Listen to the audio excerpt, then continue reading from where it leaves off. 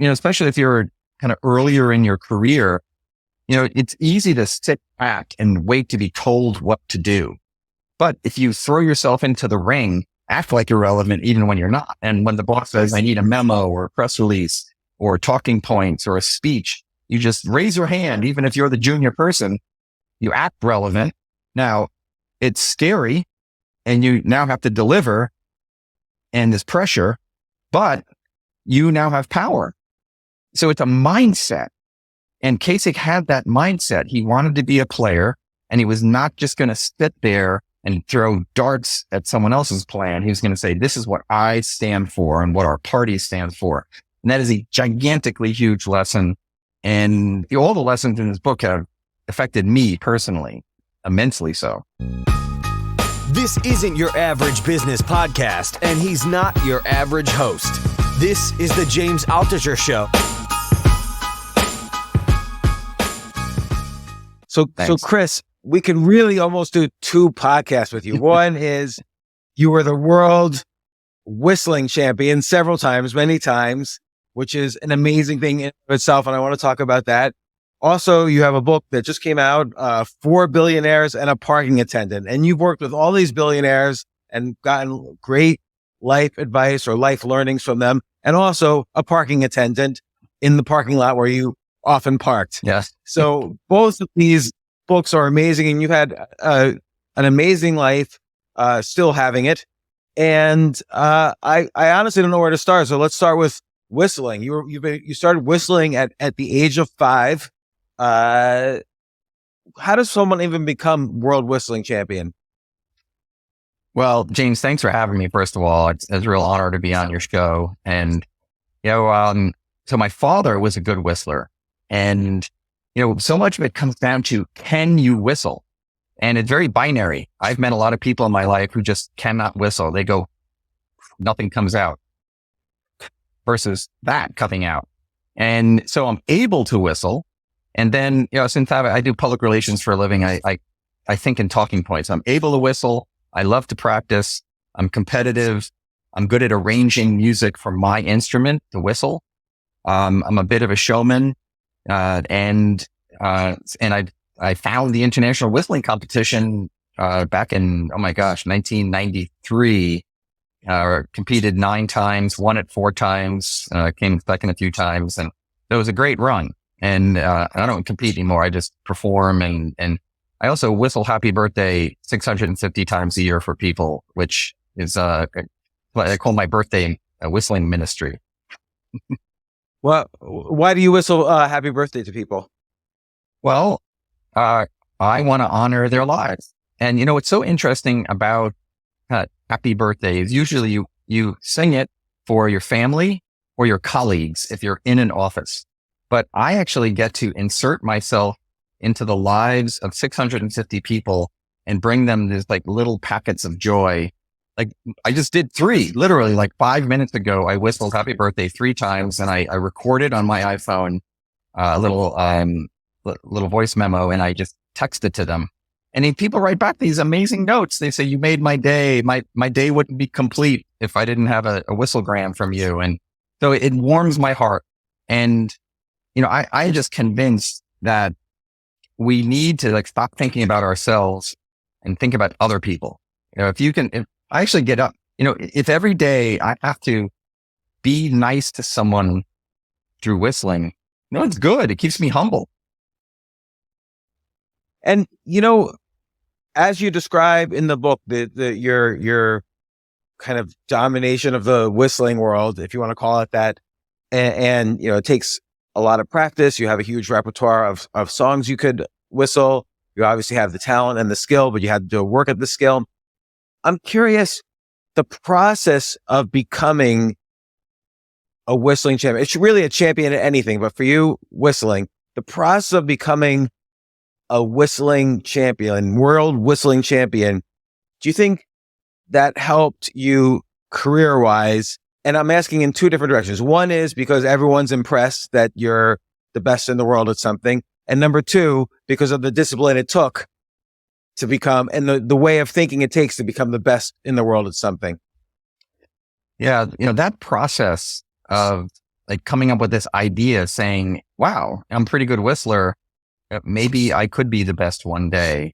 So like it actually sets you on a journey. So, I mean, first it's a mindset. You have an objective, and then day in and day out, you have to figure out, how do I get there? What are my strengths? What are my weaknesses? And this applies, as you just said, you could be a violinist, a trombonist, or a hedge fund manager like you. And, so you have to think, what is it going to take to get there? And so with whistling, it is, for me at least, it was a combination of making sure I had a really wide range. In my peak form, I had over a 3-octave range, which is a pretty wide range. And then the capacity to arrange music for your instrument. So I can listen to, a Beethoven symphony and I have to figure out, a lot of notes going on there. I have to figure out how to catch the tune or the main theme. So I was very good at that. And, just being relentless. And, my new book, 4 Billionaires and a Park Attendant, there's all these people in there. They are just relentless. They set their sights on something and just go, go, go. And like I did this crazy thing in 1996. I was training for the, you really do, for the, international competition. And so I got Of course it's training. Wait, I'm just curious. Why did you almost seem a little ashamed when you said the word training? For years, people have said to me, do you practice? And I used to be insulted, and I would say, what do you mean, do I practice? How can you be good at anything if you don't practice? But I realized that people think whistling is just a silly little thing. And why would you have to practice to be good at it? So I've actually become a little insecure about it. So I'm glad you picked up on that. So I get, I want to ask you about that, like, okay. because many areas of life could seem frivolous, right? So let's say some people think whistling is that way. That's the reaction you got from some people, but also taking a, inflated ball and throwing it through a net as many times as possible in a 60-minute period. That could be considered frivolous too. And yet, some people make 80 million a year doing it.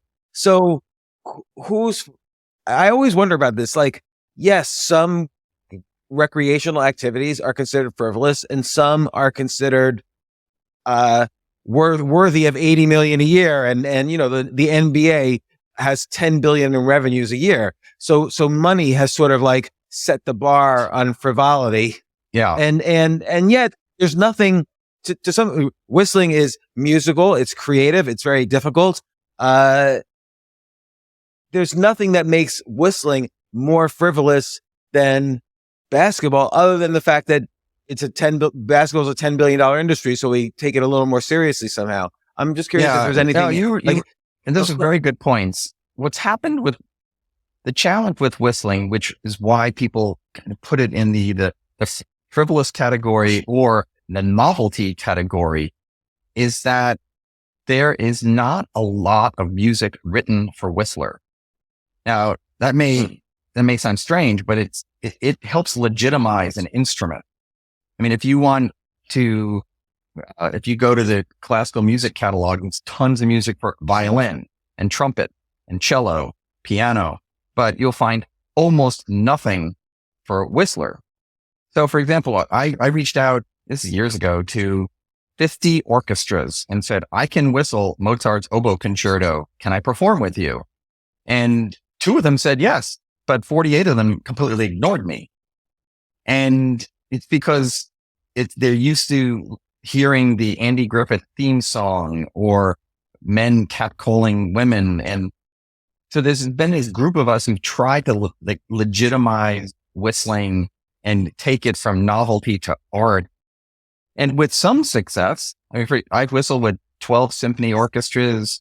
And other whistlers, there's this guy in the Netherlands, named Geert Chartreux, who's arguably the best whistler today. I mean, he's whistled with many orchestras. So there's a small, little contingent of us who are taking it to the next level, but we don't have all that infrastructure. We don't have the music written for us. There aren't whistling schools. So we kind of train on our own. And you'll actually find that most whistlers are good singers because they actually learned how to make music by singing. And then that is very transferable to whistling. That's interesting. I wouldn't think it was, because I feel like you could have a sense of, what's it called when you have perfect pitch. Yeah. It seems like it's easier to have correct pitch with whistling, I would think, than singing, because the vocal cords connection to the brain, it seems like it's not as fast. No. If you have perfect pitch, you can hum a note, you could sing a note, you could whistle a note.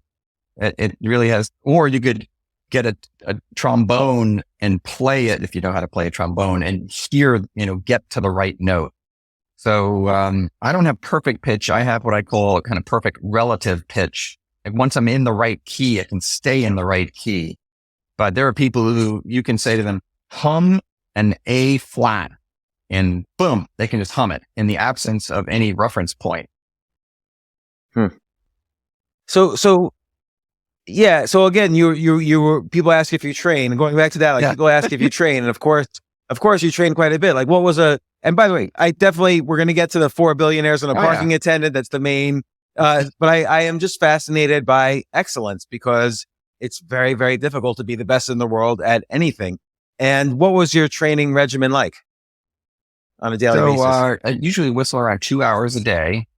And then I would do crazy things like get in my car, and I drove to Graceland once for a week and whistled for 6 hours every day for 7 straight days.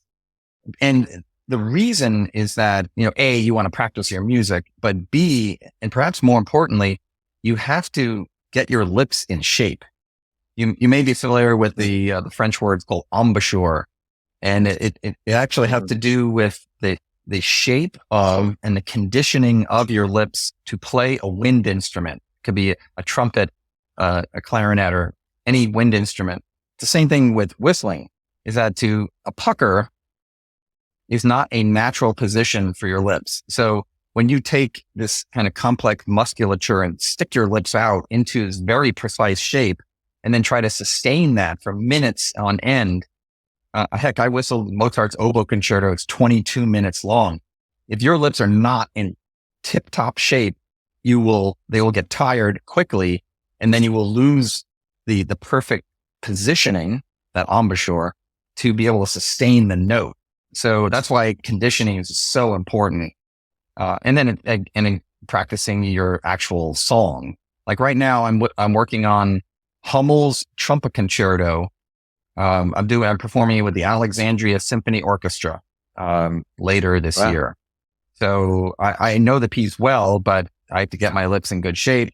And so it's going to be real exciting to perform classical music with an orchestra. And when I perform with the National Symphony, I mean, this is a 70-piece orchestra at the U.S. Capitol in front of 65,000 people, and you are immersed in sound. It's probably one of the most exquisite experience of my life to have an orchestra enveloping me with sound, and then 65,000 people in front of me, and then the U.S. Capitol lit up behind them.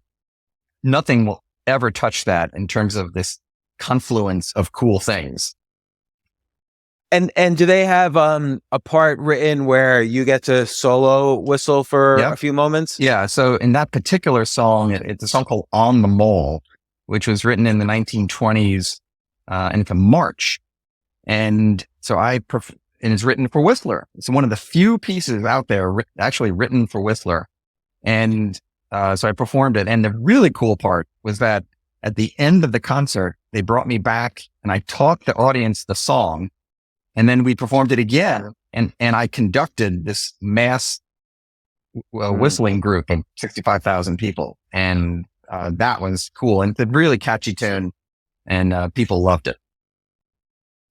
I mean, that's amazing. Like, on the one hand, we talked a little while ago about, how you felt insecure about, is whistling a worthy endeavor to spend thousands of hours on and compete in, and yet, look at this experience it created for you. Like, let's say one thing life, everybody debates, what is life about? Oh, be a good person, be a happy person, do this, be a successful person, whatever. But maybe life is about creating these amazing experiences. And how many people I can count on one hand, maybe people who have had an experience at that level of amazing.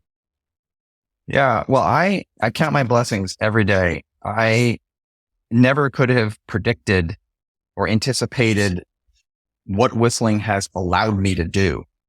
I mean, I've whistled in the Oval Office for the president. I whistled at Major League Baseball and basketball stadiums, the national anthem. I even whistled, this is totally freaky, at the top of the Washington Monument on the outside, 555 feet in the air.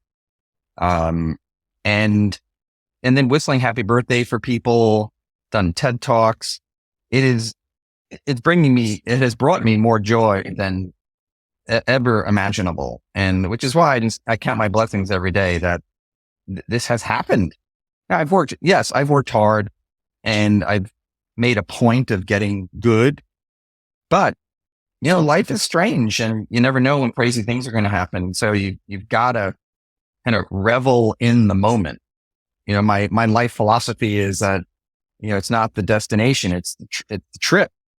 That's not, other people think that too, but I've embraced this philosophy since I was like 13 years old. And that's why you must kind of revel in the moment. I mean, there's always an eye towards the future, but the moment is critical.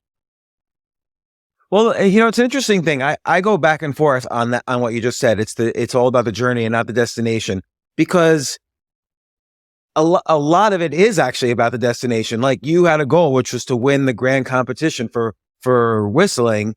And again, by the way, and I'm going to say in the intro about your book, 4 Billionaires and a Parking Attendant. I just want you to know, we're going to talk quite a bit about that, but I'm just fascinated by this.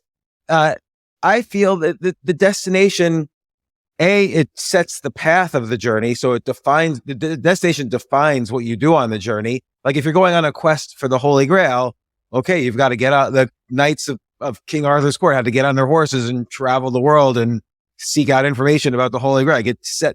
It created the journey. And when you won the competition, you probably felt better that moment than in any given day training for the competition. Well, you're totally right. And, they are opposite sides of the same coin, arguably, is that having, and the big part of the new book is about purpose, having a destination you're going to, because I think having purpose gives us, something to strive for. So I agree with all of that, and having worked for some of the most successful people, in business and politics, they all have purpose and an objective. All right. So I agree with that. But the challenge is when today slips away because you're so focused on tomorrow. And so in a perfect world, you have purpose.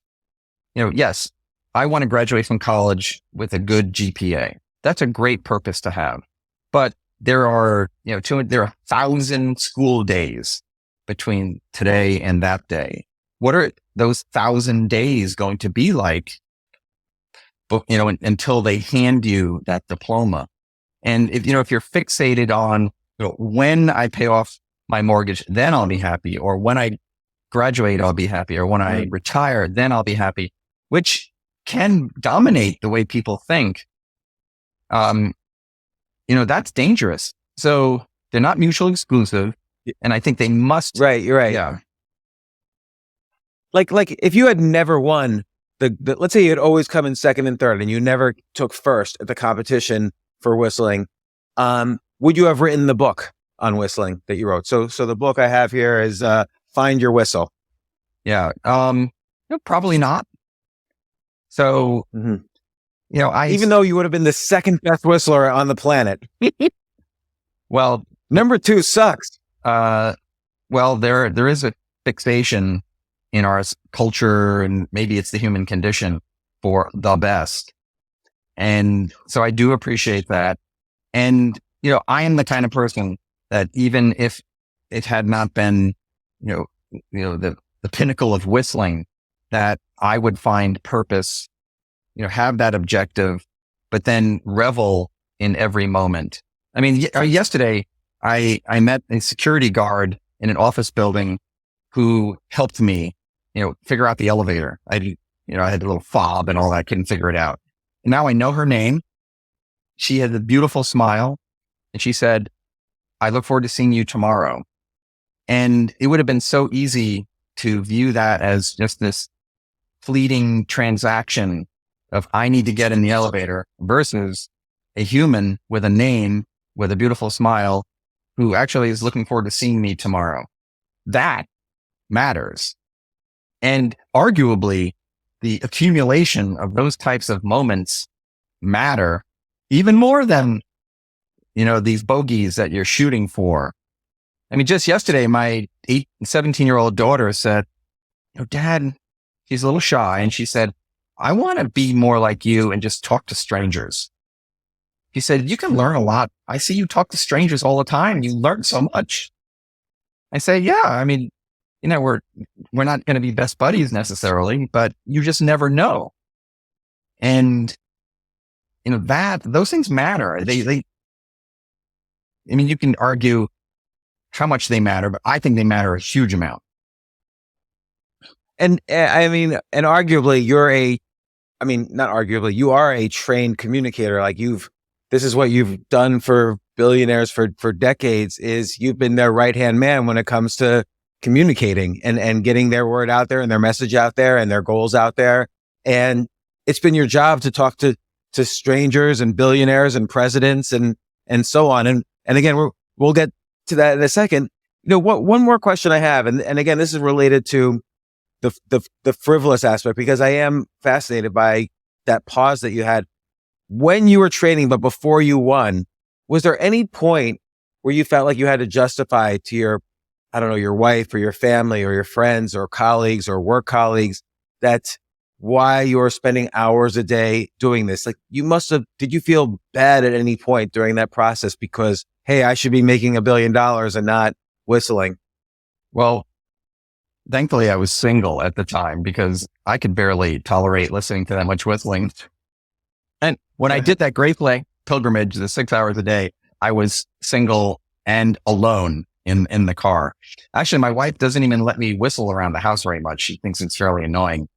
So if I were married with children, and then I discovered this competition, I don't know if it would have worked out. So it was kind of providential that I was single when it happened. Well, what about though, like you're just your friends? Like for instance, in my 20s, I left graduate school in computer science because I wanted to be a writer. I was writing all the time. And like any form of communication, it takes a lot of years actually to be a good writer.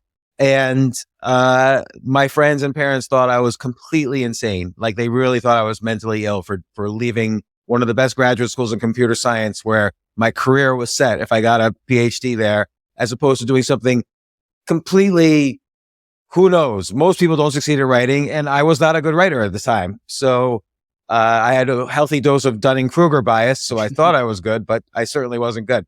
So I had to constantly question myself and answer their questions about why I was doing what I was doing. So I'm glad you brought up writing as this, and I'm going to juxtapose that with the whistling. See, there are tons of people who call themselves writers, and most people are used to reading things. It could be the newspaper or books or billboards. All right. So if someone like you says, I'm going to be a writer, a lot of people are going to say, oh, you know how hard it is to be a writer. Why would you bother with that? Now, with whistling, so I say to people, hey, there's a whistling competition. I'm going to try that. People are like, whistling? That's really freaky. That sounds cool. Let's hear it. So there are just so few of them that people are kind of drawn to it and view it as novelty versus the writing, which is, kind of a dime a dozen. That doesn't mean you're not a good writer. But a lot of people say, I'm going to go be a writer, or I'm going to go to Hollywood and make my fortune. But very few people say, I'm going to be a champion whistler. So people are more fascinated by it than poo-pooing it. Yeah, I agree. And I think people don't realize how difficult a skill it is to write, for instance. So everybody with a word processor now becomes a writer. Oh, you posted an article on Medium that got 20 likes. Now you're a writer.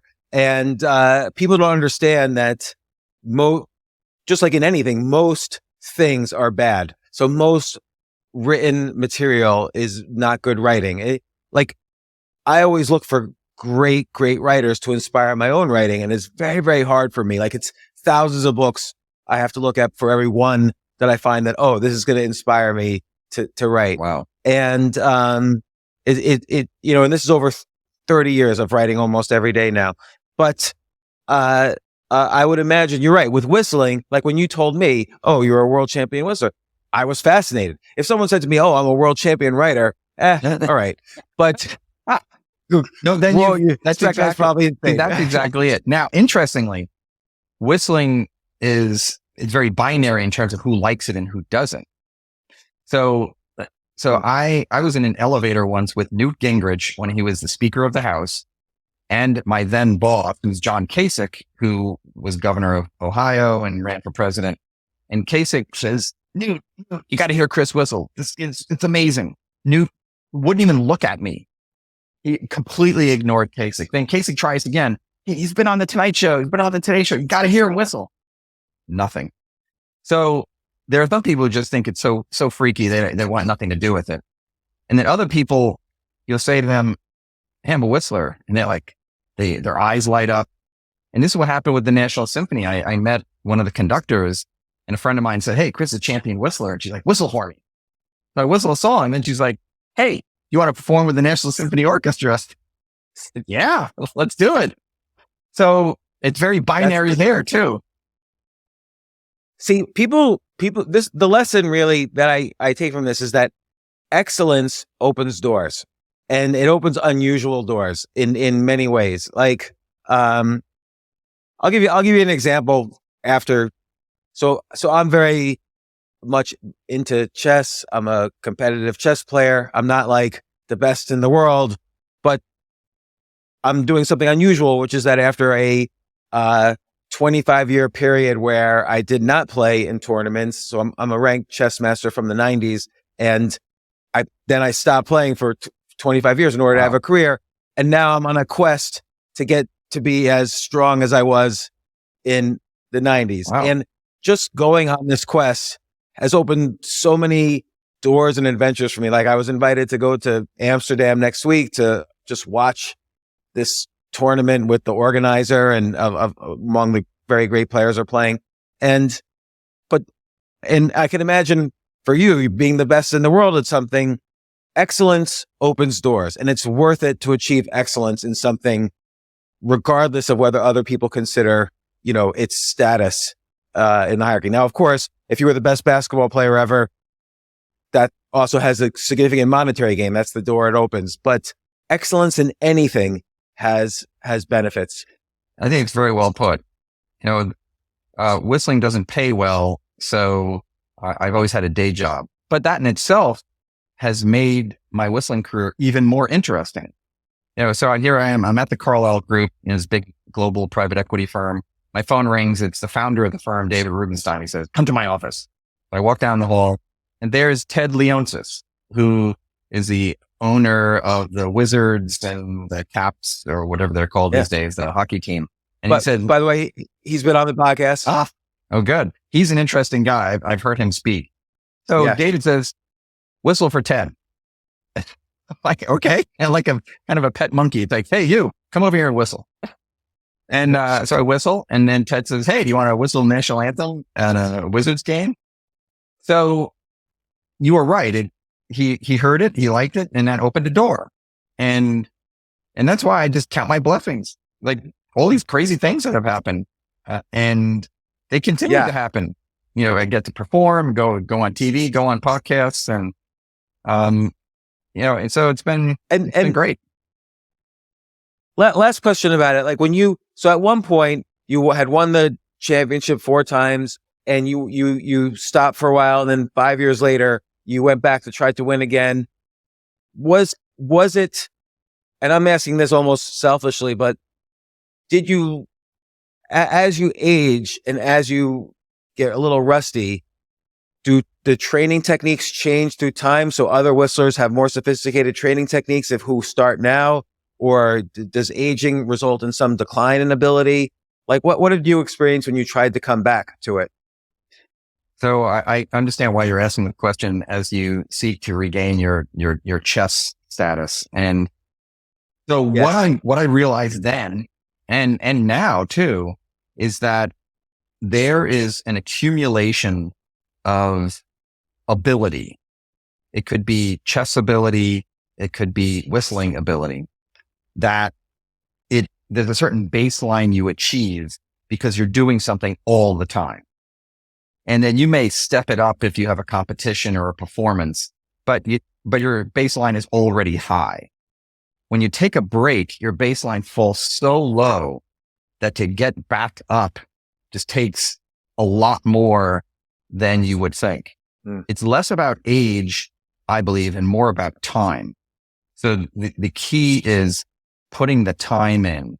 So if the National Symphony called me tomorrow and said, we want you to do some like really big concert in 6 months, I could get back into like tip top form if I whistled 2 hours a day for 6 months. It would be hard because I've got a busy consulting business. I've got books and I've got children. I like to ride my bicycle. And I got to keep my wife happy. So it would be a challenge to jam it in there, but that's what it would take. And I suspect it's similar to you. You probably have to go back and just play. You have to, it's like, if I want to be a good whistler, I have to whistle all the time to get the lips in shape. And I assume you have to keep playing and studying the books and the moves and. Yeah. But for some things, and maybe music is not one of these things, or maybe composing music is, but not playing music. I don't know. But like, as you age, you're not as sharp, like your thoughts aren't as fast and your memory is not as good, but your ability to do pattern recognition and intuition goes up. So performing music, maybe you're able to kind of like, oh, I'm going to add this bluesy sound to this classical piece. And like, you're able to kind of assimilate other things and put them together in interesting ways, which you wouldn't be able to do maybe when you were younger. Mm-hmm. But some professions benefit from age. So like peak age for a historian is actually 69 years old, whereas peak age for a mathematician is 25 years old, where you would require more sharpness and more memory. Wow. and so on. Whereas a historian can say, oh, this event from Afghanistan reminds me of this one battle in World War II. So you have this huge wealth of knowledge and an ability to kind of like put them together in interesting ways that you didn't have when you were younger. And that's something that sort of happens in your 40s and 50s and keeps growing. Yeah. So it's interesting. I love that point. And I love the point about adding the little bluesy thing, because I am doing that with this trumpet piece. I'm improvising in a few sections. I haven't told the conductor yet. I'm hoping he will be open to it, to say, listen, the key with great music and great writing, you could argue, is you have to make it your own. If it's cookie cutter, people are going to say, all right, I've heard that before. I want to make it distinctive. Like for example, I listened to, so Vladimir Ashkenazy is one of the great pianists of our day, and he's a conductor now. And then his son is a clarinetist.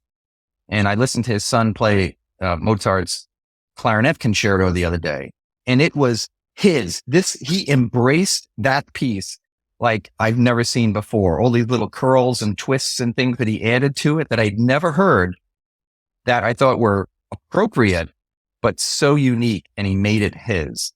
So that's the way to do it, I think. So I'm going to try to do that with this trumpet piece, to really make it mine. And if anyone in the audience knows the piece, they're going to say, well, I've never heard it done that way before, but still think it's appropriate and enjoyable. That's such an important point in a variety of ways, to make something yours. So like, I think like this is very important, by the way, for employees at a job. Like if you work at a company, there's usually a history, a culture of the product of, whether is this a luxury product? Is this a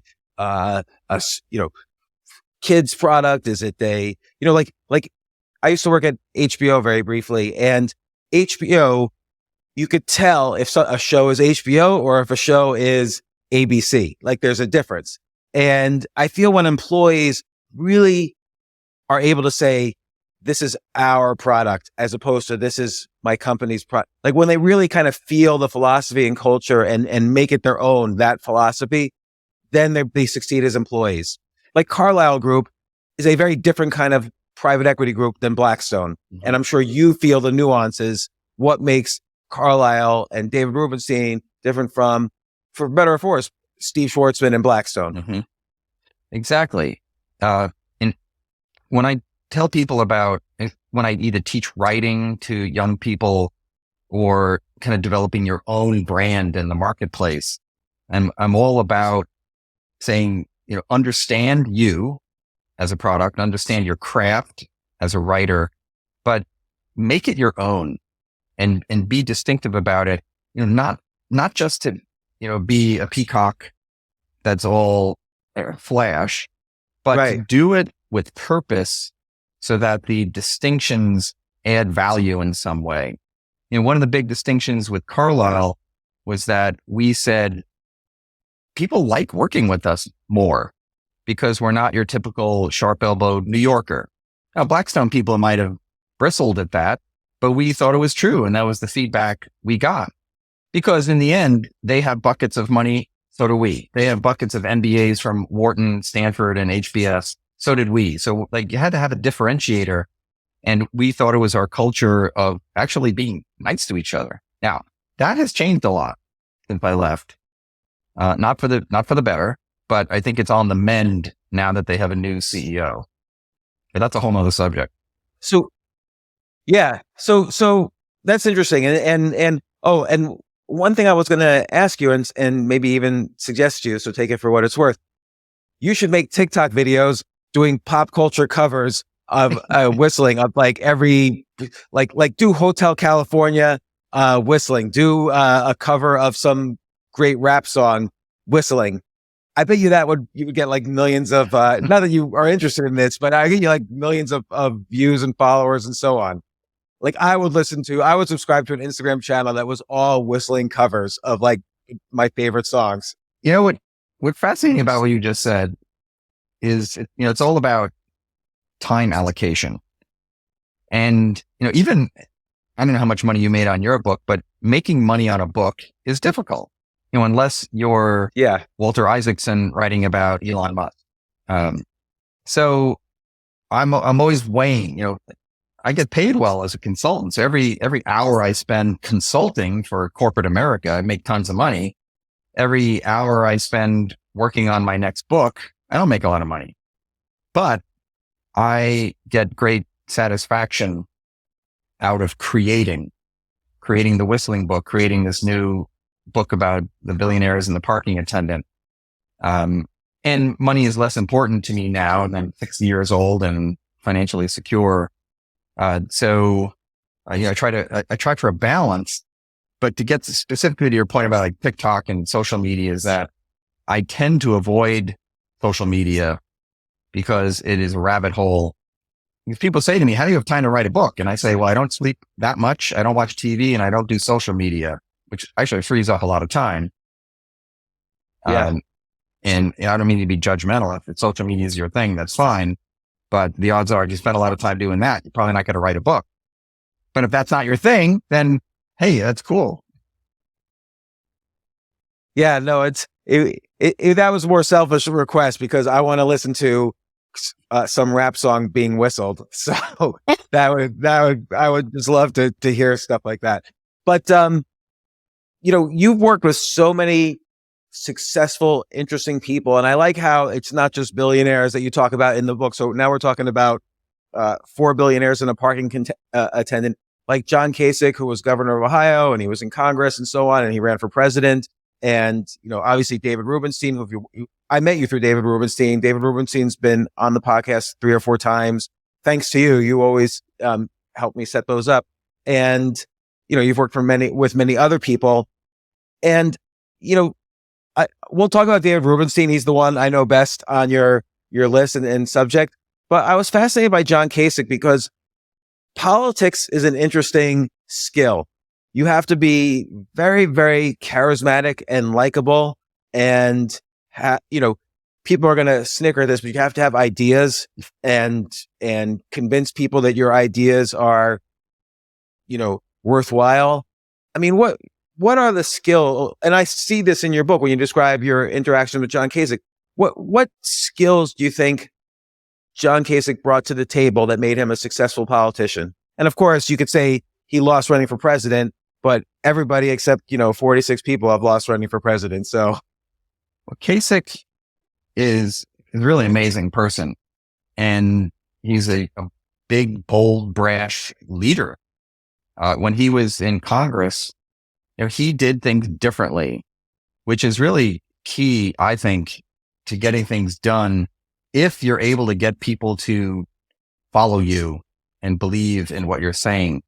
So Kasich did two things, and I reference these in the book.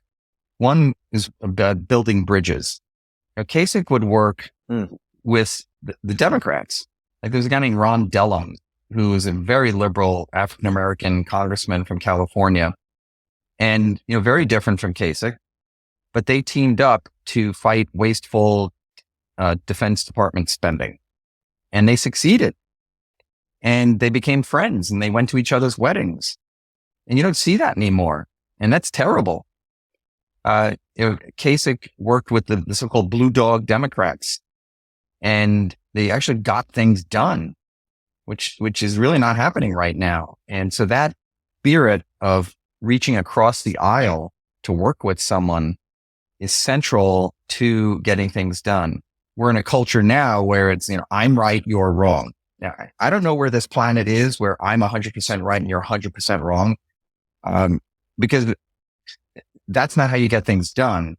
So that is to the extent that your listeners are wondering, like, what is the problem with Washington? That's it, is this I'm right, you're wrong mentality. And Kasich was not like that. And it paid off because from 1998, for 4 years, they balanced the federal budget. It has not been balanced since 2001. So think about that. For a generation, the budget has not been balanced. In fact, this next budget is going to be $2 trillion in deficit. That is an astounding amount of money. And so Kasich, how much in revenues does you mentioned in the book, you've worked with the IRS. So I'm asking this question because I'm assuming I am guessing you might know the answer. How much does the U.S. government make in revenues? When you say there's a $2 trillion deficit, just roughly, how much does it spend and how much does it make? So the federal budget is around $6.5 trillion, but they're only collecting $4.5 trillion in taxes. So then you have a gap, and that gap is called the deficit. And then when you accumulate those, they turn into the debt. So the debt is this big pot that gets added to every year in the form of an annual deficit. And so it's a gigantic amount of money, and it's unsustainable. But people don't, they're more worried about, trivial things than they are about these deep substantive things that are, right now we are paying almost as much in interest on the debt as we are for the Defense Department every year. And that's just interest. Wow. It just goes to China and South Korea and Germany and all these people in countries that have lent us money. So it's terrible. So Kasich was brilliant at reaching across the aisle to get things done. And the other thing that he did that was really amazing, and this is a very powerful lesson, is it's what I call act like you're relevant even when you're not. And the way things work on Capitol Hill is that when you're in the minority, meaning you're the minority party, as the Republicans were literally for 40 years, you don't have any power in the House of Representatives, at least. And your sole job is to beat up on the majority. So that's what they did for years and years. So when Kasich became the top Republican on the budget committee, he just said, I don't want to do that. I actually want to produce my own budget. And people said, you're nuts because you're putting a target right on your forehead. And he said, I don't care. I believe in something. So he produced a budget, and it didn't go anywhere because they were in the minority, but 2 years later, they won for the first time in 40 years, and Republicans took control of the House of Representatives.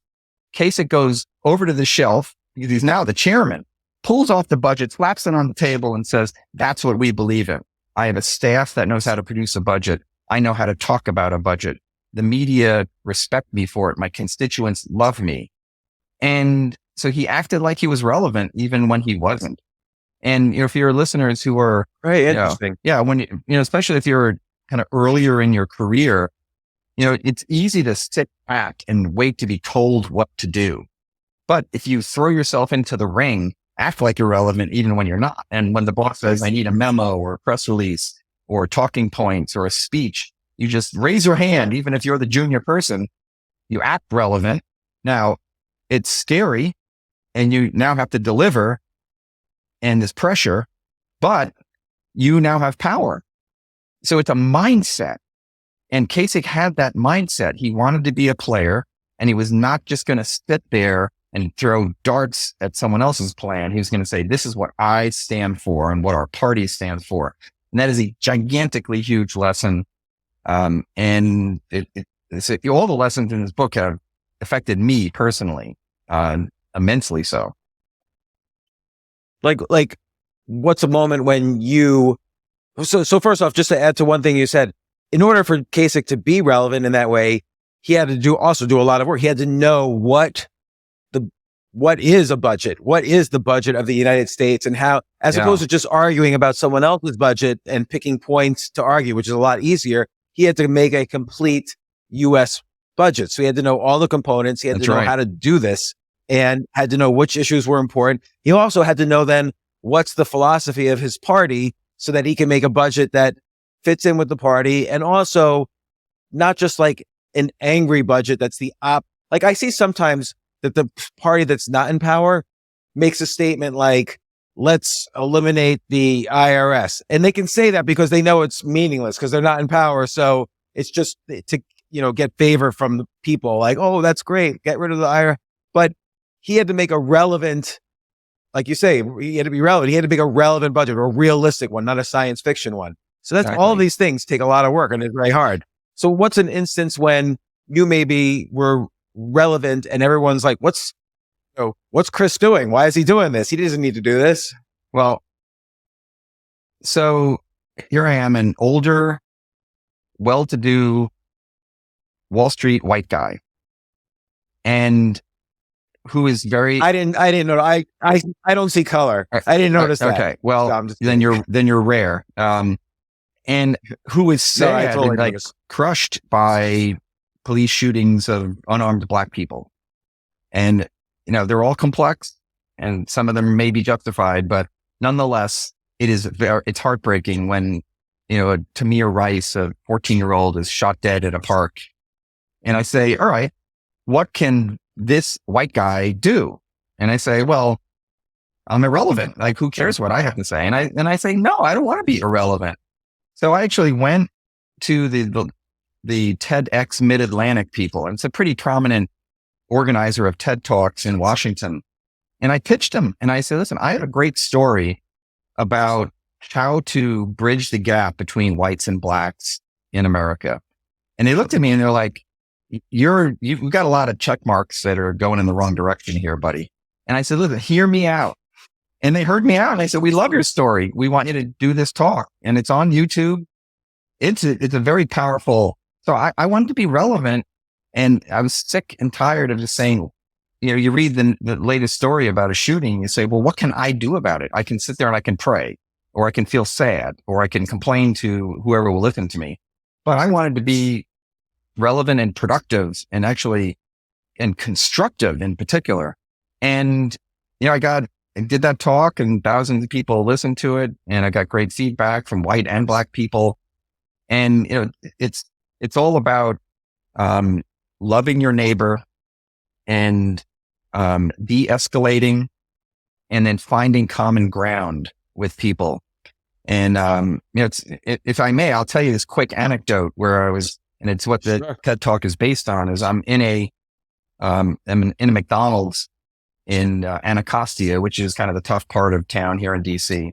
and I was mentoring this young black boy. He's around 10 years old. I'm, 40 years old, and where it's 9 p.m. on a Tuesday night, and this black woman just comes up and hovers over me and says, what's up with you and the little boy?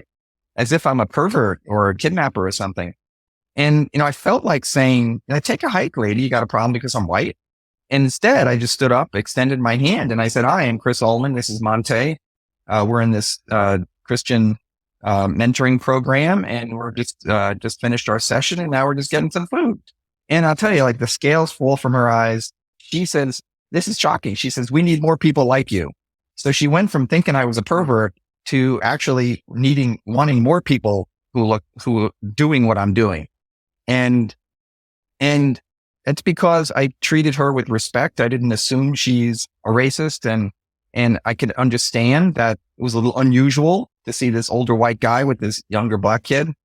And so that anecdote served as the basis for this TEDx talk. And, it's a very powerful story because too often people they revert to the mean. They go to their respective corners and just say, you're bad and I'm good. And they say the opposite. So, the Kasich lesson, like, really impacted me. Like, get off the bench, get in there, be relevant, even if you think you can't be. And in terms of like, so that is a very powerful lesson and a great story. The other skill set, it seems, among really good politicians is kind of this X factor on charisma. Like, where would you say, and I feel charisma is a learned skill. People could not have it, and then early in life, and then later on they learn to have it, and vice versa. What would you say Kasich's kind of charisma derived from? And again, I don't know if I've never met him. I don't know if he's charismatic or not, but from the way you describe him, it sounds he's very charismatic. He is. I have and always will these memories of hearing him on the House floor. And there I am, a staffer listening to him talk about a budget, which is usually a geeky thing, but in these very human terms. And I mean, no doubt he's a politician. He's got a big ego, but he was able to harness it for the public good. And, where did that come from?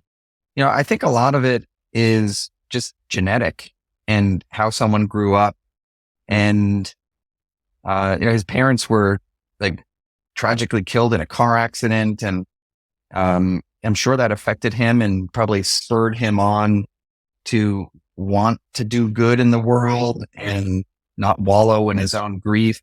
So, everyone's complex, but so he had a lot of charisma. But then, like, you look at David Rubenstein, no one's going to say David is charismatic, or Arthur Levitt. No one says, like, Arthur's actually kind of boring the way he speaks, but David and Arthur, who are both featured in the book, are amazing at getting stuff done because people look at their brains and say, these people are smart, they're focused, they are reasonable.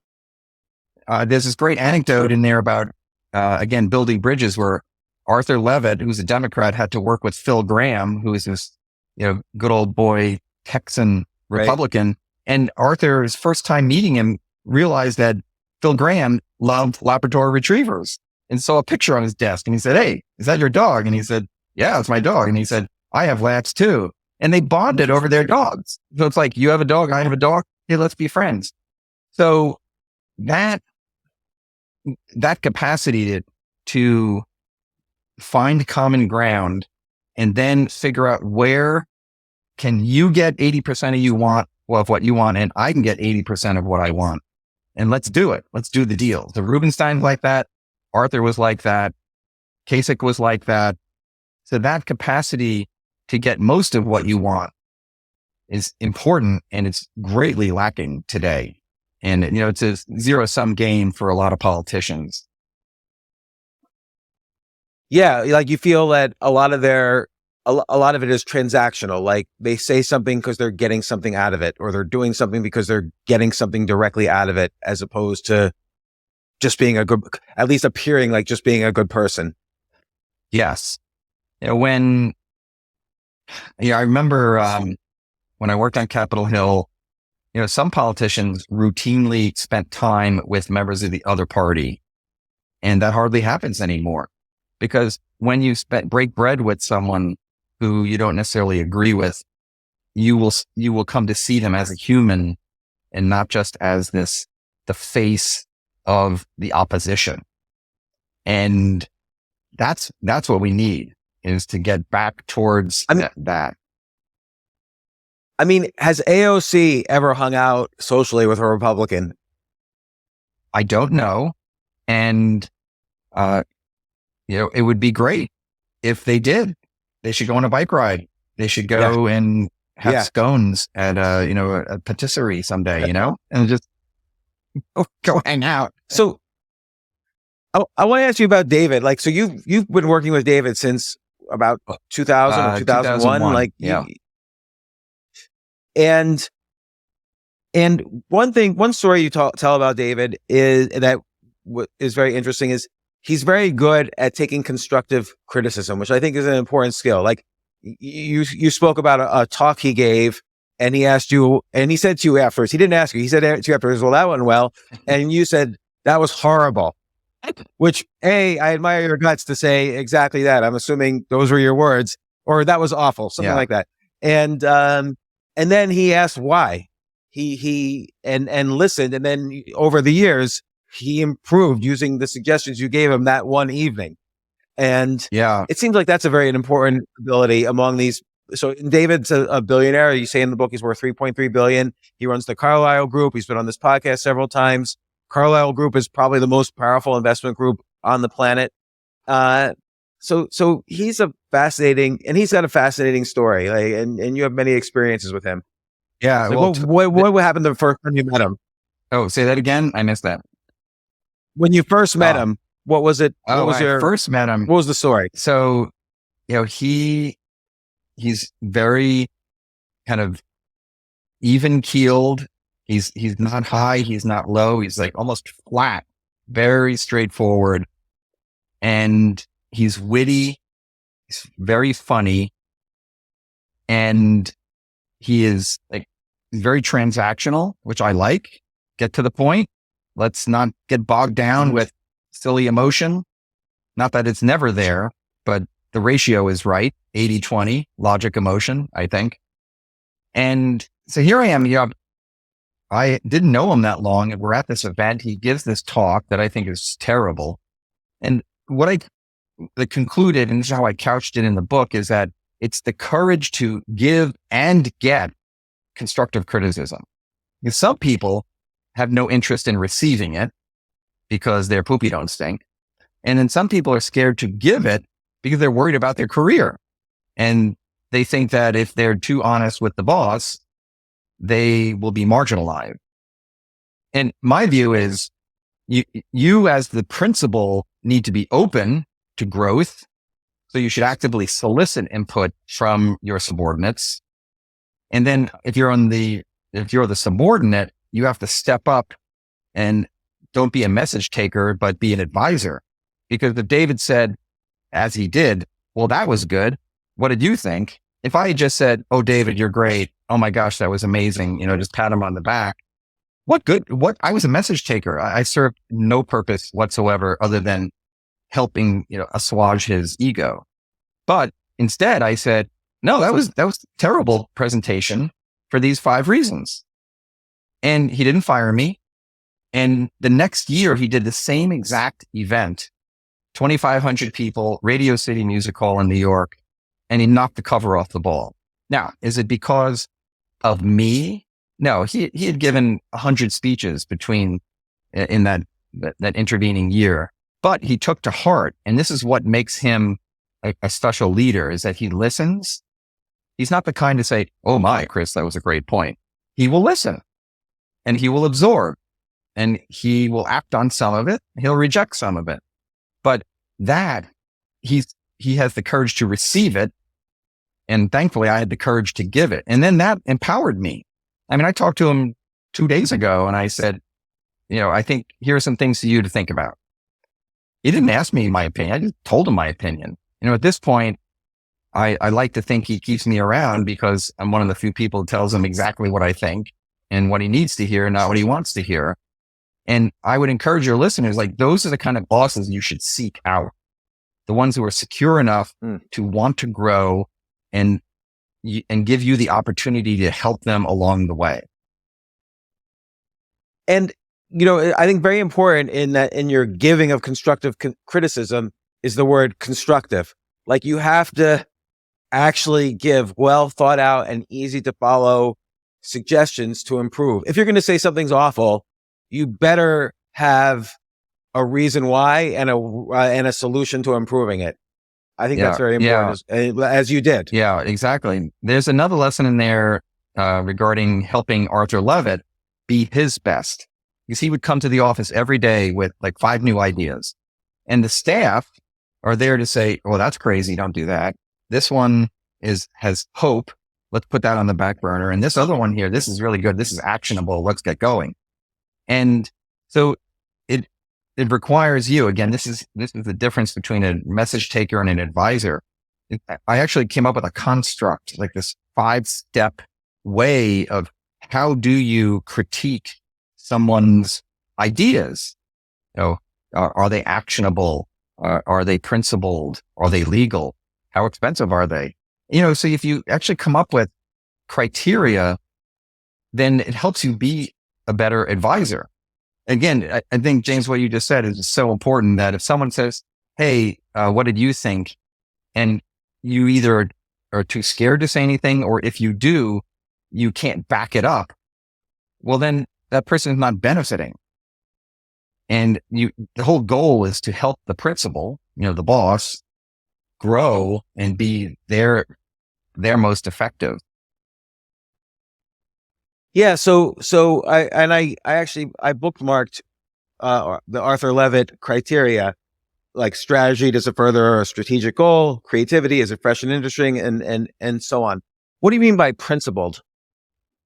Well, these days, people do and say things that I think are unmoored from actually having either a management philosophy or principles, or even ethically so or morally so. You always, maybe I'm just old school, but I think as leaders, whether you're in the government world or the corporate world, what you are saying and espousing should be principled, ethical.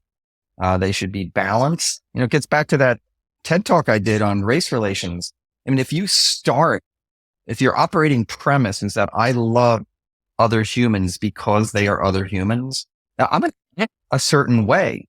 And if you're a leader and you approach your decision-making and your agenda with an eye towards appropriateness and ethics, and the like, you will then act a certain way. And, that's what, as citizens or employees, we should be driving towards in terms of, how we sanction or praise our leaders. And we've just gotten away from that. Like, people lie all the time now as politicians, and we're just kind of immune to it. And it's just crazy. And so with David, another story is basically, you tell this interesting story where you're trying to raise money for a nonprofit organization, and you describe your approach to David, and he gives you criticism. He says that's totally wrong. He says wrong. And he gives you the exact opposite. And what we know about David and what you say about David is that he is phenomenal at raising money. I mean, Carlyle Group has $500 billion essentially that he raised. He's maybe the best. Maybe he's raised more money than anyone else on the planet in history. And so describe that. Like, how does he raise money? Because, okay, like, I could just say, when I was in the finances, it's very hard to raise money. It's very hard to hold out your hand and say, "Hey, can you give me some money for these reasons?" Yeah, David's effective at raising money. I'll rattle off what I think are the key reasons. One is that he usually has a good cause. So Carlyle had good returns, So if you go to someone and say, we want you to commit to our newest fund, and here are returns, here's the team, here's the market conditions, and here's our approach, people are going to find that compelling.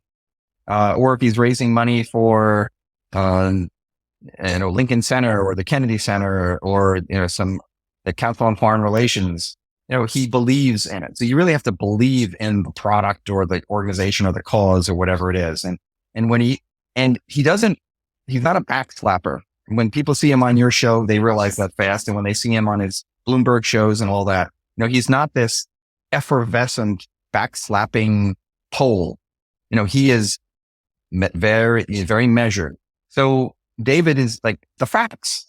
I'm going to tell you about the firm. I'm going to tell you about our returns. I'm going to tell you about this organization. I'm going to tell you what we're going to do with your $10 million if you give it to us. So very factual, very balanced.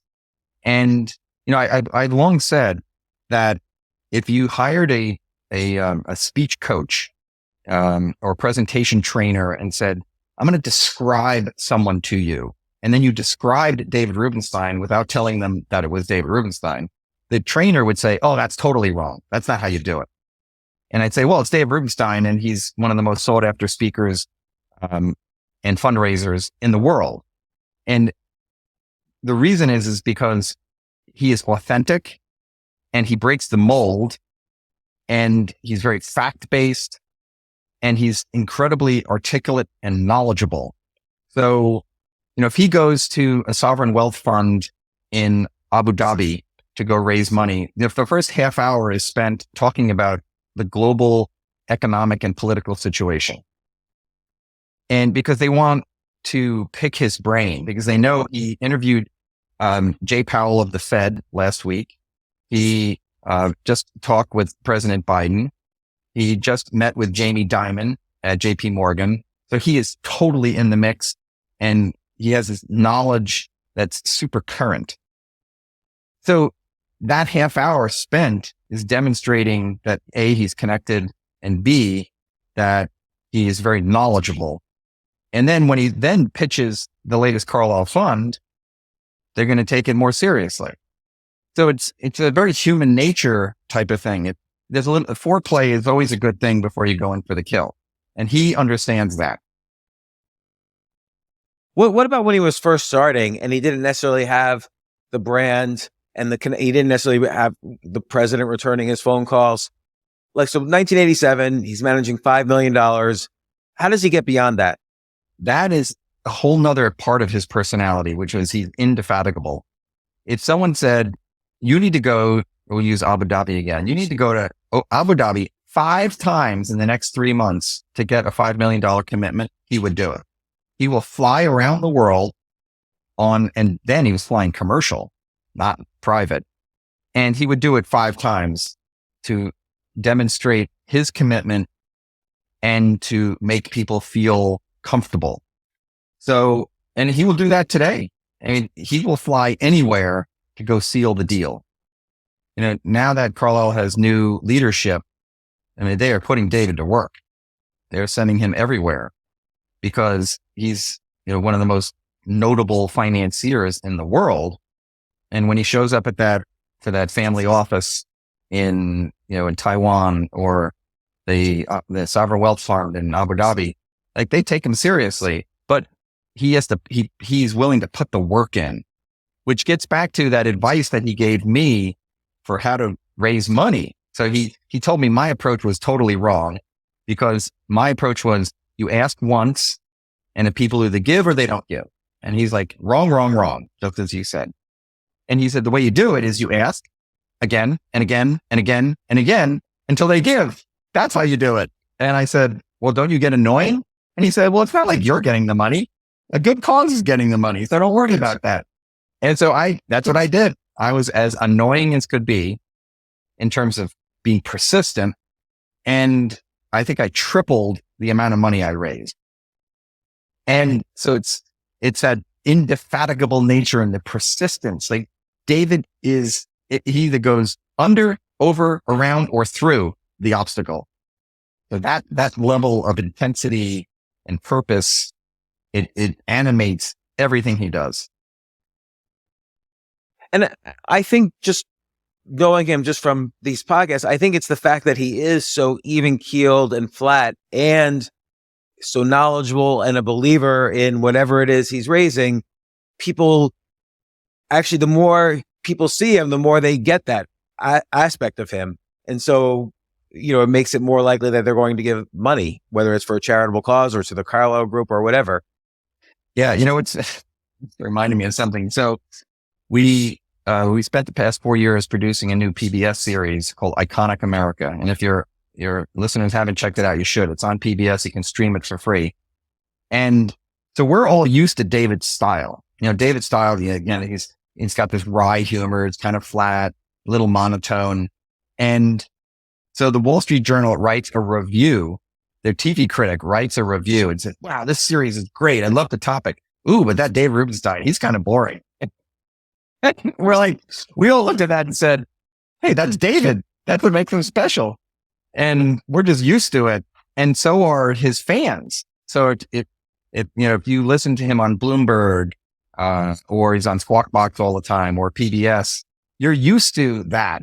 And it actually redounds to his benefit because he's not a glad-hander backflapper. You actually think he's serious and knows what he's talking about. But this Wall Street Journal TV critic was used to the more effervescent personality. And so we didn't take offense at that. I was like, hey, that's David. That's what makes him special. And, you've seen, working with him for over 20 years and with many of these people, you've seen them kind of not only get older and hopefully wiser, but also accumulate large amounts of money. Now, David Rubenstein, I'm sure, was very wealthy when you met him, but he's become a multi-billionaire since you've met him. And, how does that change one's life, do you think? Like, what have you seen change, both in terms of, like, let's say the physical manifestation of it, as well as just personality? Well, the three founders of Carlyle, so there are three of the four billionaires, and there's another guy named Orlando Bravo, and he runs a private equity firm, and he's a client, and he's a billionaire. And, they all take this as a responsibility, that it's not just a license to go crazy and buy 300-foot yachts and things like that, which is one of the reasons why I like these people as humans and enjoy working with them, because they view their circumstance as a blessing and that they must give back. So I think when they were on the Forbes 400, which is the list of 400 wealthiest people in the United States for the first time, I think it then whacks them over the head and they say, wow, I actually am really rich. What am I going to do with this money? So there's duty. And I saw that emerge and evolve over time. For example, Bill Conway, who's one of the founders of Carlyle, had a 20-year personal investment outside the firm, exited this. I estimate he made a couple $100 million on the deal. And I said, Bill, congratulations. And he said, thanks. Now I have to figure out how to give the money away. So, for a normal human, normal meaning of a modest financial means, like this notion of being wealthy as a burden is incomprehensible. Like you don't understand it at all. Like how could that be a burden? And it actually is, because once your basic needs are met, food, clothing, shelter, and all that kind of stuff, they have billions of dollars, and you have to figure out, what do I do with this money? Because I don't want to leave it to my kids and ruin their lives. And I don't want some foundation to give it away. And who knows if they'll represent my objectives. So it took them a while to earn it. And then they have to be very thoughtful in how they give it away. So I've seen each of these billionaire people I know work very hard at giving it away in a thoughtful manner that will actually do good, and not just writing a check so I can get the money, out of my account. So it's been fascinating. And, it's just fascinating talking with people who have that much money. And, they're really like everyone else. The working title of this book for 5 years was Rich People Have Feelings Too, which everyone thinks is hilarious, but a bit divisive, because most people don't care if rich people have feelings. But I used Right. that as a working title because having worked with super successful people for so long, I realized that they're really like everyone else. They just have a lot more money, meaning they have insecurities, they have fears, and they don't worry about food, clothing, shelter, daycare, elder care the way the rest of us do. But they're still human. And then they feel, many of them, burdened with this money, meaning that the duty of giving it away is overwhelming. I mean, if you had $1 billion and you gave it away in $20 million chunks, that's 50 $20 million gifts. And I think that's 50. Yeah. If my math is right. And then you can't just write a $20 million check to the local charity because they can't spend it well. So you have to do all this due diligence, so like 5 organizations times 50 gifts. That's 250 organizations you would have to do diligence on to figure out who can you give the money to. It's a blessing and a curse at the same time. It's really fascinating. And there's one kind of common theme that runs through the various billionaires you discuss is, and this almost sounds cliche, but they're extremely above and beyond action oriented. So like we were talking about David Rubenstein before the podcast began, he's not just busy. It seems like he's doing so many things that you couldn't conceivably have enough time to do that and have time left over for family and fun and so on. And you say something about Bill Conway where, he basically says, don't do anything irrelevant. And I was curious about that phrase. Like how does he define irrelevance? Well, so Bill was for 30 years the chief investment officer at Carlyle. So he has the buck stopped with him. Do we invest this money in this company or not?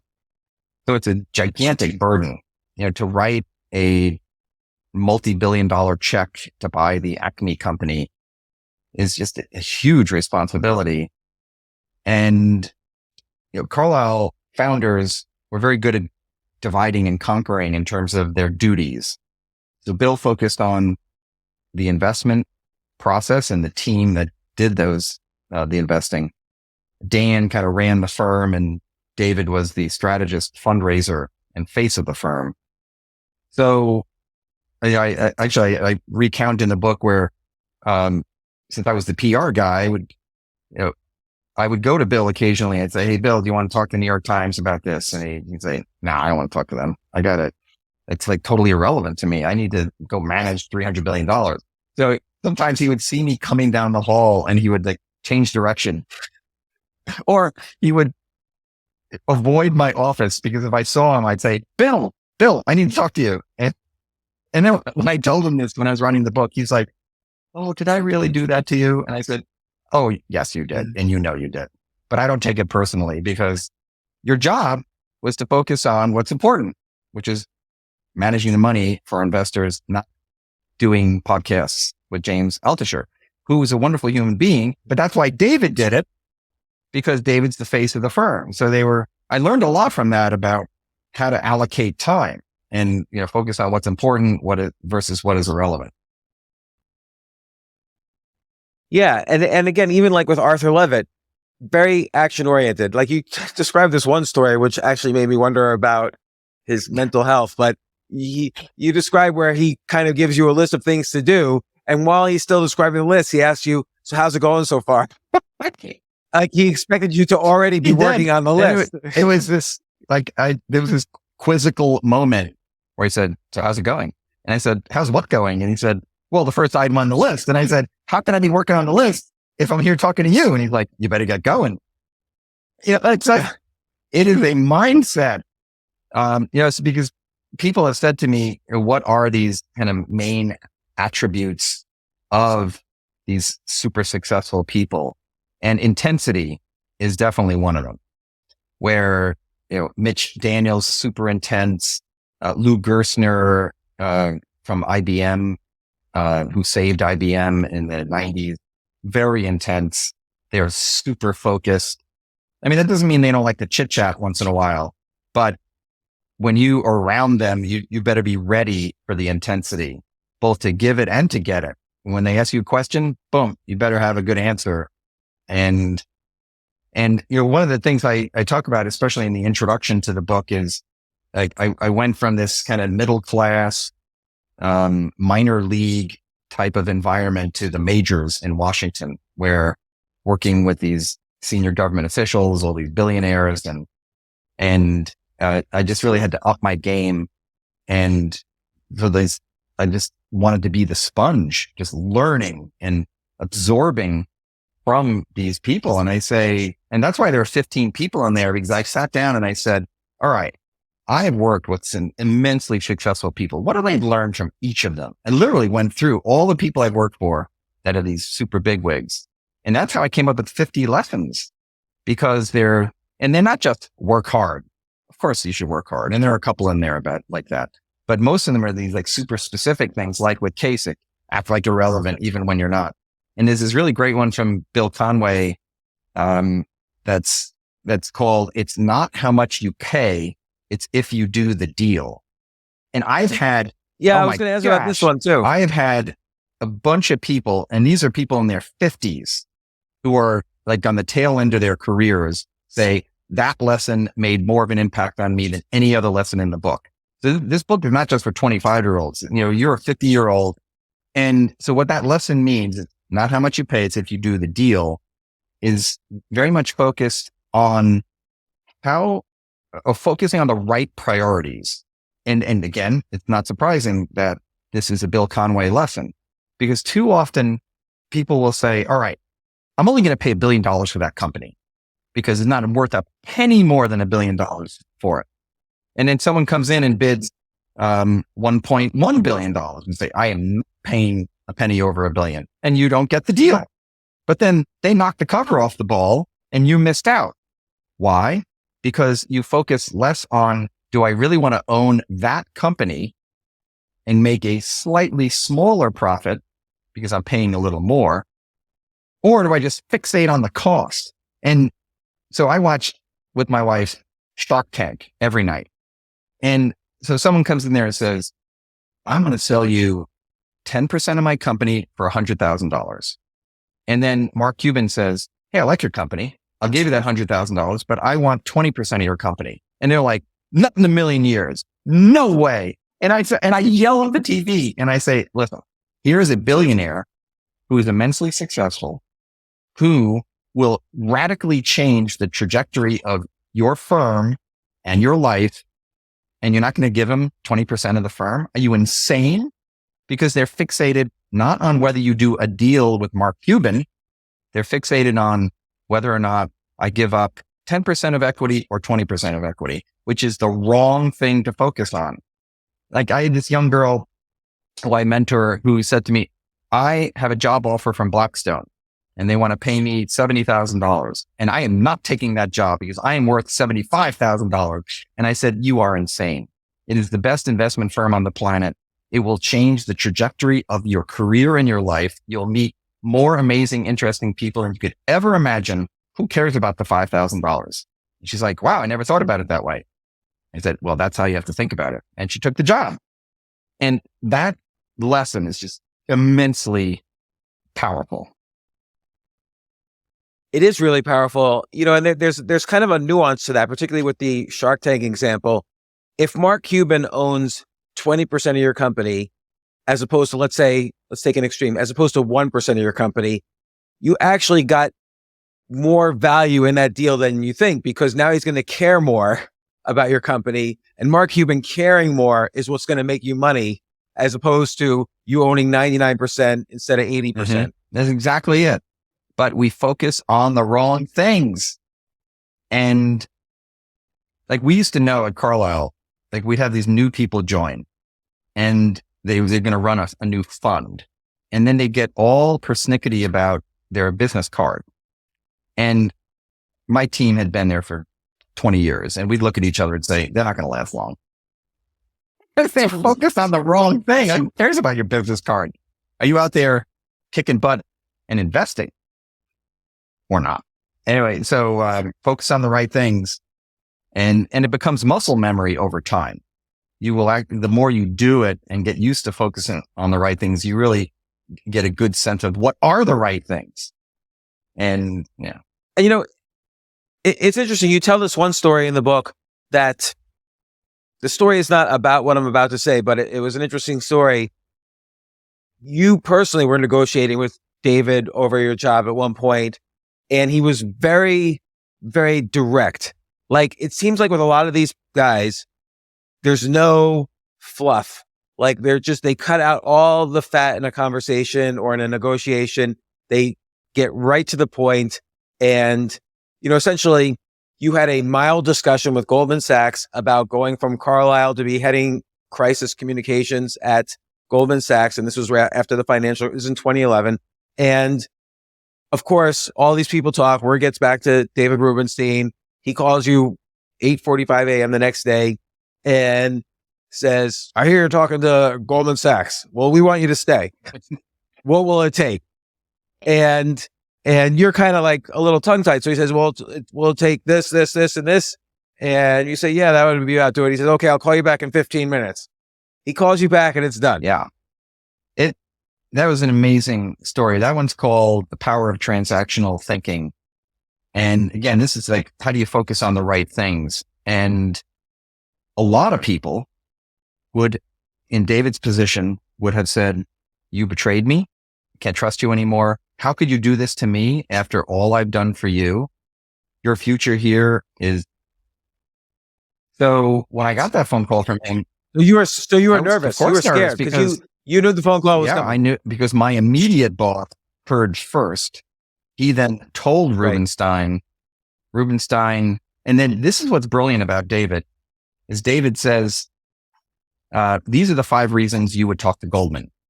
So he's empathizing with me as a human, that, they're going to pay you more. It's a great name. You're going to learn a lot, the intense time and all the cool stuff. And I start to explain that I'm not looking for a job. He's like, just be quiet. He said, I don't want you to leave. This is what I'll do, just as you noted. And now what's interesting about this, when I was writing the book, people would read these lessons and say, this doesn't happen. This is just so obvious. Any leader would never do what you're concerned about. And I'd say, you don't know what you're talking about, because there was another time at Carlyle where there was a very senior person who reacted very badly when another senior person left. And then, in the back on the way out the door, which is stupid. If someone's leaving, you think you need to de-emotionalize the situation. Not about you. Like someone will say, why are you doing this to me? I'm like, I'm not doing anything to you. I have my family. I have my career to manage, and I'm managing it. And so I had seen it's actually, I'm going to give you this amazing contemporary example. So there was an article about David Solomon just the other day, who's the CEO of Goldman Sachs, under attack. Things are a little better right now, but under attack, and a lot of people want him out. And in this article, it said that if a journalist has written an article about that David Solomon doesn't like the article, he won't talk to that reporter anymore. Now this guy's 55 years old, acting like a 15-year-old, because, and there's a lesson in the book, I should send this to Solomon.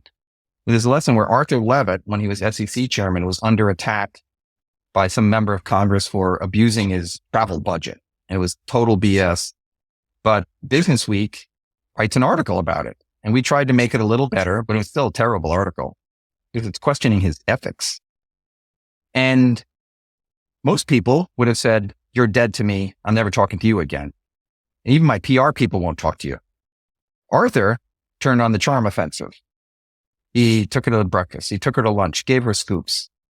4 years later, Business Week does a cover story on Arthur. She is one of the authors, and it called him the investor's advocate with his Moses-like photo. I mean, it was amazing. 2 years after that, she co-authors his memoir. Think about that. So, oh my gosh. If he took the Solomon approach, none of that would have happened, and he would have had an enemy. So much of like someone might say to me, what's your state of mind to actually absorb these lessons? And I say, you just got to be a little humble, because if you see someone like Arthur Levitt think long-term and de-emotionalize, maybe that would work for you too.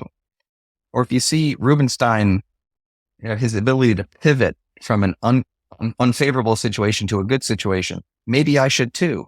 Or like Kasich reaching across the aisle, like maybe I could benefit from that too. So I've determined that if people just have a modicum of humility, then these lessons will like really take root in them, have a huge impact.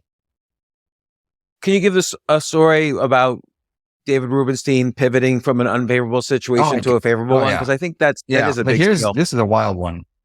So David was shopping for a bar mitzvah gift for his son. So he's at a Jewish bookstore, and the rabbi, who's a scribe, says, I have a Torah scroll that is of Holocaust provenance, meaning they actually discovered it in a concentration camp, but it needs repair. And David said, I will buy it and I will repair it. And so this guy then repairs it. David, in this very elaborate ceremony, gives it to Central Synagogue, which is a very prominent synagogue in New York City. And then 6 months later, we find out it's a fraud. It's fake. The guy faked it. So I remember telling David and going, imagine delivering that after all we went through.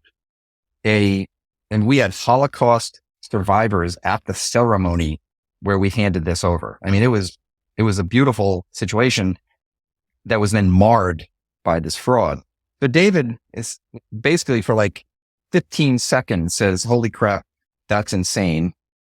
Then in his swivel chair, turns around, calls the United States Holocaust Memorial Museum, gets the director on the phone and says, I need the top scholar in the world on Torah scrolls, gets that guy on the phone and says, we got a problem. I need you to help me solve it. I need to get a replacement. And if it takes repair, I'm going to buy it. I'm going to replace it. And Central Synagogue will have an authentic Holocaust era Torah scroll. And he did. Like, he didn't wring his hands for days and weeks and I'm a victim. It was amazing. It was actually a stunning process to watch because people love to wring their hands. Victim, victim, victim. And David's not like that. David has got a lot of to-dos. He even called it sprinting to the finish. He had so many things he's trying to jam in. So a lot of things, limited time. Who has time for wringing your hands? Do you feel like all of these guys that you speak about, all these people that you speak about, do you feel like their ambition never ends? Do you think they're driven right up until the last moment? Or do you think at some point they just say, enough's enough. I'm going to just take it easy. Never ends. I always wonder about this. Like, I want it to end sometime. I want to hope that in the future it ends. Not life, but like, the desire for, and I don't mean the desire for more accumulation, but the desire for more, I don't know, career or ambition or whatever it is. I think that is an excellent point. I think so much depends on what you're seeking. If it's just more money, what's the point? I mean, once you have 3 billion, why do you need 5? But if it's just, I agree with that. Accolades from strangers, I'm not sure what the point of that is either. If it's, and again, this is all very highly judgmental, and it's also reflective of how I'm trying to live my life, is if the intensity can be directed towards putting my wisdom, resources, connections to use, then why not? Like this notion of, like, David has been asked for years, what do you do to relax, have fun, or go on vacation?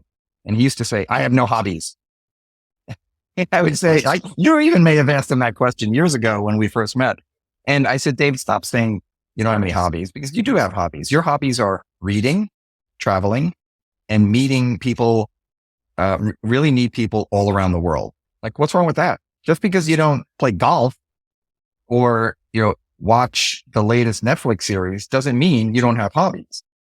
So he kind of embraced that.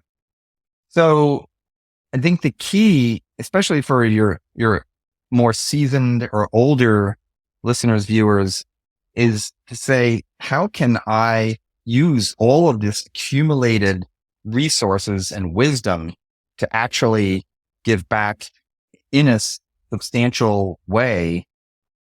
And, maybe I'll ratchet back on my actual job, but people like that need to be engaged because they have the money, they have the time, they have the connections, they have the wisdom.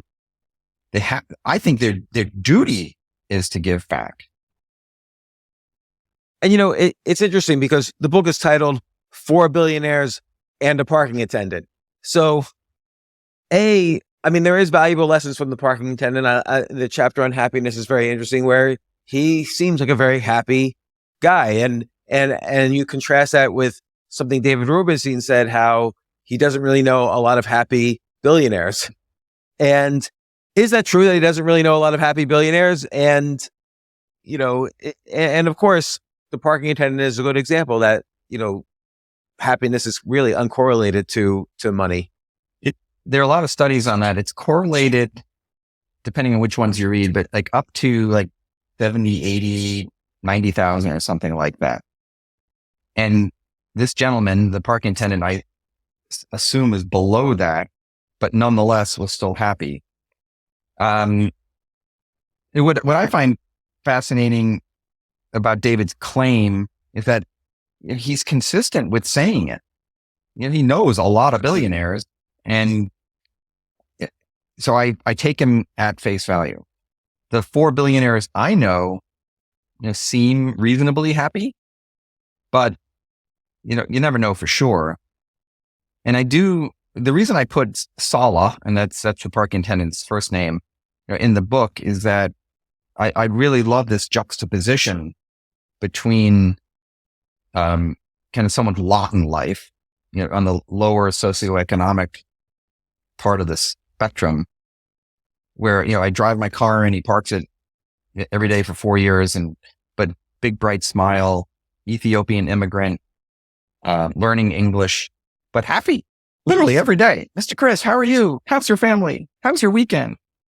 And it's always cold or hot and dark in the garage. And then there's this juxtaposition. You take the elevator up 40 feet and there's all these billionaires and all this money sloshing around.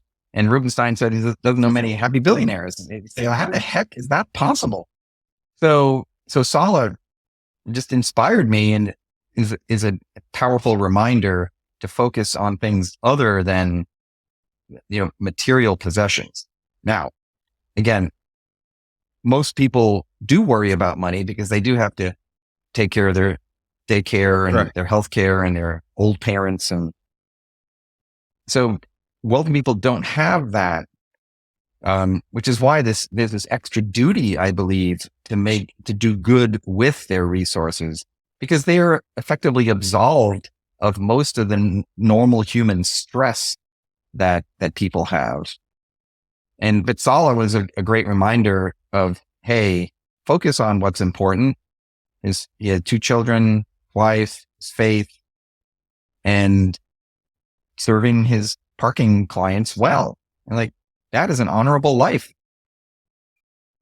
And it's very interesting because what I get out of that lesson and several of the other stories that you've told today and that you've written about is that you are curious and listen to the parking attendant and of course the billionaires and the politicians and so on and on. Like, you have achieved success. This is the reason why David Rubenstein called you at 8:45 in the morning and says, we have to keep you here, is you're listening to these people and treating them equally, the parking attendant and the billionaires.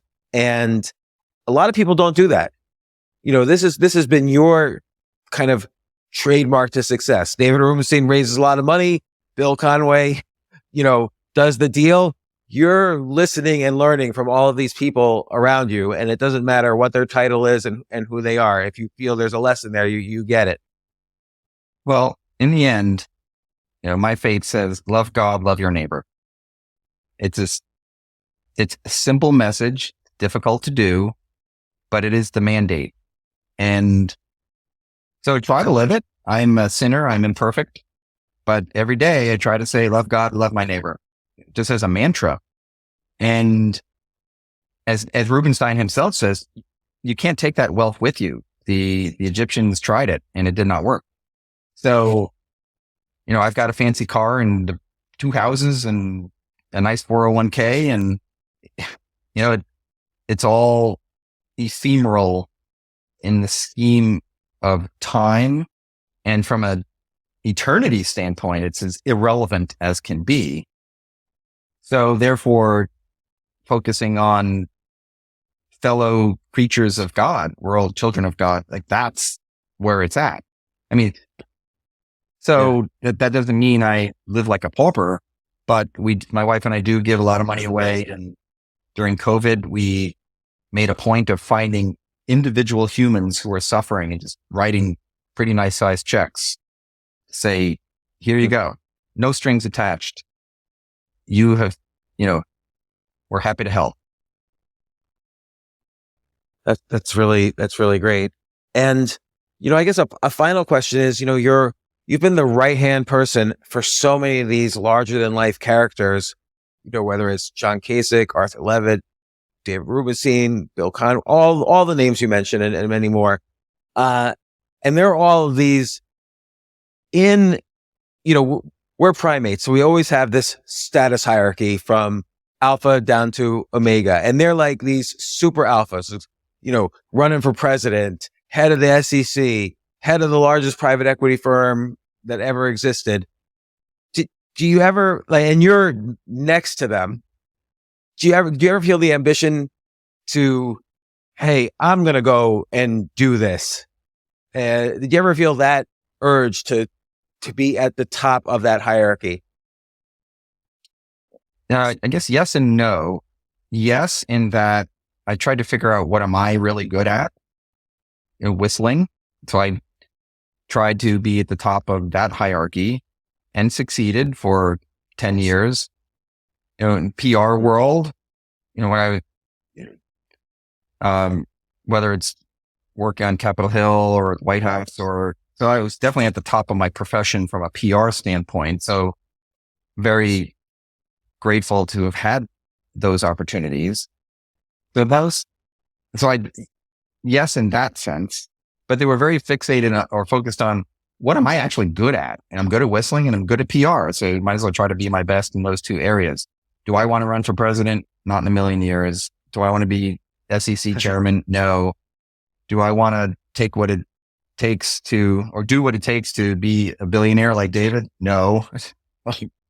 There are definitely trade-offs. He traveled all the time, didn't see his family a lot when his kids were little.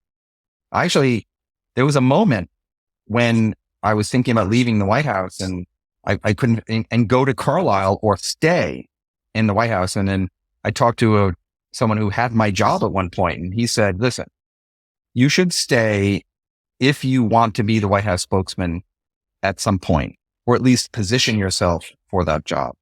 And I said, I don't want that job. And he said, then you should leave because Carlisle will be a great job. And I stayed for 18 years. So, because I do like to watch Homeland, on what, yeah. I do too. And no, I don't watch a lot of TV, but there are a couple of these, cool government intrigue types that I do watch. And David doesn't watch any of that stuff. And I do like to go ride my bicycle because it actually helps me write my books better. And I do love to spend time with my kids because they just delight me. And my wife and I love going on dates. So, I could argue I have the perfect life. I mean, perfect in that I have these people I love around me. I have disposable income. I live in America. I live in Washington. So I count my blessings every day. Chris Ullman, author of Find Your Whistle and your new book, For Billionaires and a Parking Attendant, Success Strategies of the Wealthy, Powerful, and Just Plain Wise. Great books. I really enjoy them. So much to learn from you and from the people you've learned from. And also, I appreciate all the help you've done. I mean, I've had such a great time interviewing David that it's always a pleasure having him on the show as well. And I know you've been instrumental in organizing that as well. And I just really appreciate everything you do. And thank you so much for coming on the show. Well, it's my pleasure and honor, James. Thank you for having me, and excited to hear more of the interviews you do. You always have cool people on. Thank you.